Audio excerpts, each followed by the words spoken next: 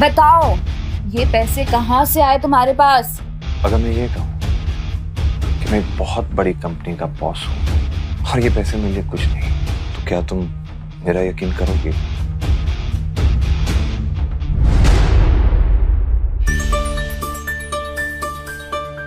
भाग्या की हंसी नक्श के कान में चुभने लगी थी।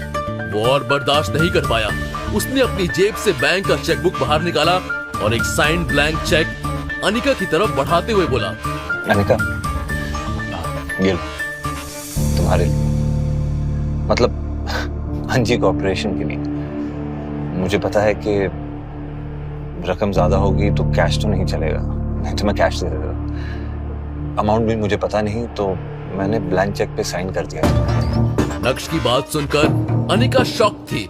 उसी स्टेट में उसने नक्श के हाथ से वो ब्लैंक चेक ले तो लिया, लेकिन उसे समझ नहीं आ रहा था कि वो रिएक्ट कैसे करे।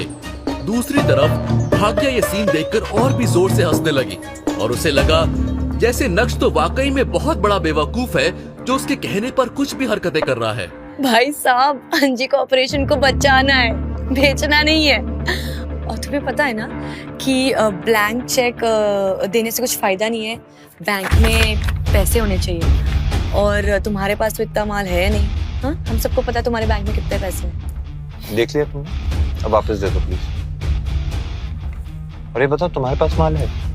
नहीं, लेकिन अभी भाग्या ने बोलना शुरू ही किया कि तभी नक्श ने उसे बीच में ही टोकते हुए कहा, इसके बाद खुद खर्च करने के लिए नहीं होता ना, तो फ्री में ज्ञान नहीं बांटता, ठीक है? भाग्या की गुस्सैल आंखें नक्श को ऐसे घूरने लगी जैसे मानो अभी नक्श का खून ही कर बैठेगी।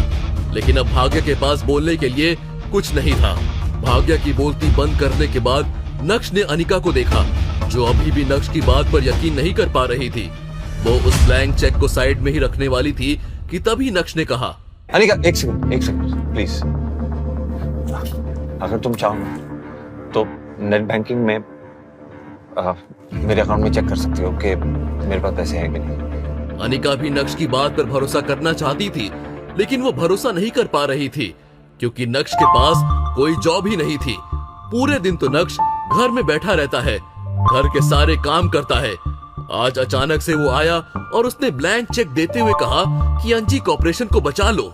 अगर अनिका की जगह कोई भी होता तो उसके लिए भी नक्श की बात पर यकीन करना उतना ही डिफिकल्ट होता जितना अभी अनिका को हो रहा था।